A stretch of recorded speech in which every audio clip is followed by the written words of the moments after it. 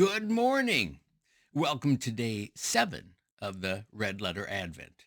I hope your journey is going well. I hope you are enjoying the journey as we move closer and closer to Christmas, counting the days up until we come to day 25, Christmas Day, when light shines in the darkness.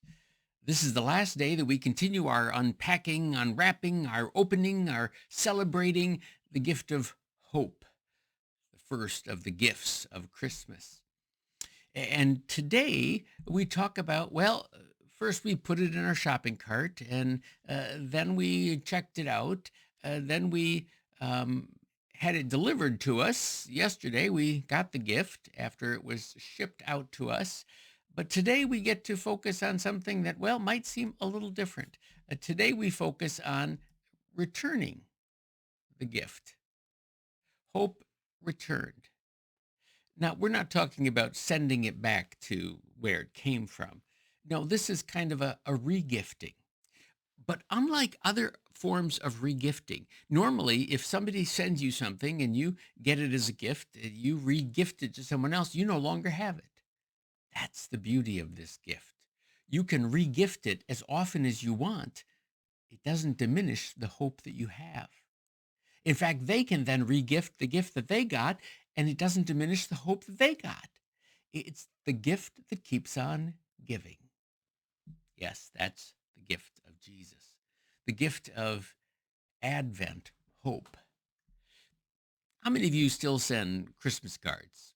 Maybe you send letters, or maybe you send those picture cards that have pictures you've taken of the family and you ship those out. Or maybe you actually send a Christmas card that opens and you write in it. And if you do that, do you keep a list? Not only a list of who you send them to, but a list of who sends them to you? And do you use the list of who sent them to you as a list of who you send to? If people don't send you one, do you not send them one? How about gifts you receive? Do you keep track of who gives you gifts so that you can make sure to give them something in return, either this year or next? And if they don't give you a gift, do you not give them a gift? How about we throw all those lists away and we just focus on giving to who we want to give to? Sending out hope, sending out encouragement, sending out Christmas greetings, sending out gifts to the people that we want to gift, regardless of whether they've gifted us. That's how Jesus did it, by the way.